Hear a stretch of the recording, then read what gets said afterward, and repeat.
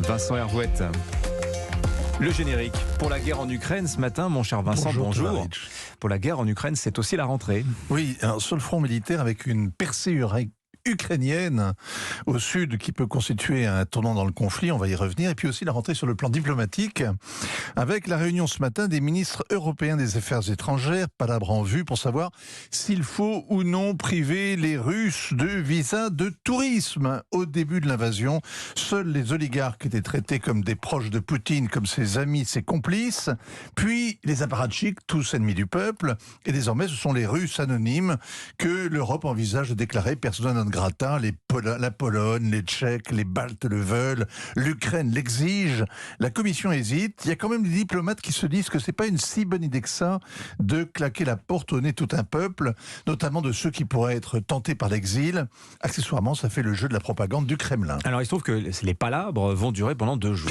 Oui, et on sait d'avance comment va se boucler la synthèse entre l'Est et l'Ouest, entre les va-t-en-guerre qui veulent infliger une défaite symbolique au Kremlin et ceux qui renaclent à couper les ponts avec le voisin. Une Pentecôte soudaine va frapper les délégations après des heures fiévreuses. Elles réaliseront qu'il n'y a plus beaucoup de touristes russes sur les Champs-Élysées et pour cause, il n'y a plus d'avions, plus de devises. Les ministres vont donc décider de ne rien décider en attendant le prochain sommet. Mais il ne faut pas s'y tromper. Plus le conflit s'enlise, plus l'unité des Européens est mise à l'épreuve et l'heure de vérité va sonner quand l'hiver sera venu et qu'il faudra se priver de courant pour laisser tourner les usines des pays voisins. La solidarité européenne mise à l'épreuve donc d'ici quelques temps. Le front militaire mais aussi se réveille avec l'offensive que vient de lancer l'armée ukrainienne du côté de Kherson. Alors c'est la ville au nord de la Crimée, juste au débouché de la péninsule. C'est la tête de pont du dispositif russe. Elle a été conquise au premier jour de la guerre. Son importance est stratégique. Les Russes ont besoin de Kherson s'ils veulent un jour pousser vers Odessa. Ils ont eu 6 mois pour se retrancher et ils tiennent les environs, ce qui représente à peu près la taille d'un département français. La ligne de front fait au moins une centaine de kilomètres et en face, les Ukrainiens jurent depuis le printemps qu'ils vont les déloger, les rejeter de l'autre côté du fleuve.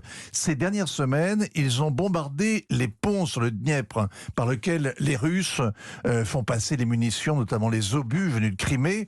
Les lance-missiles HIMARS livrés par les Américains ont tapé dans le mille et l'assaut auquel plus personne ne croyait a donc commencé hier à l'aube.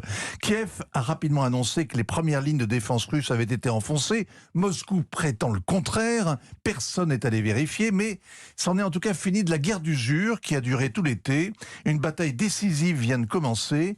Jusqu'ici, les Russes n'ont jamais abandonné un terrain conquis.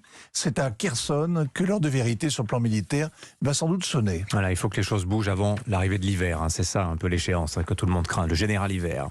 Merci Vincent Hervouette. La guerre en Ukraine que vous nous faites vivre depuis son début avec votre regard et votre expérience de la diplomatie. Bonne journée.